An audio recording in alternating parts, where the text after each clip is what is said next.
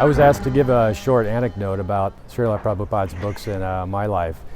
And I just would like to give a little history about how I came into Krishna consciousness. The first 5 years that I came into Krishna consciousness were only because of Srila Prabhupada's books.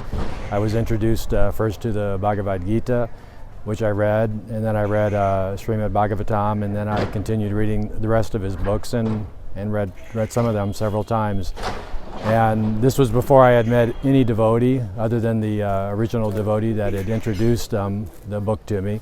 I had never met any other devotee. I'd never been to any temple for 5 years, the first 5 years of my entering Krishna consciousness.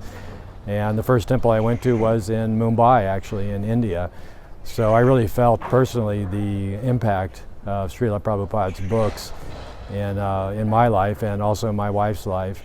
And I think it's important for everybody to read his books. And when I arrived in India, I was actually quite surprised at how many people I had met that had his books but had never read them, yet they were devotees, which I think is okay. You can become a devotee by association also, but I think there is a lot to be learned from reading his books directly and experiencing all the work that he did for us. So I would recommend anybody to open his books and read them every day. I still continue to read them every day, at least for 30 minutes. Sometimes I'd like to read for more, but I don't have the time right now, performing a lot of services. But if I could read them every day and I had the time, I would spend 2 or 3 hours a day reading them. Hare Krishna,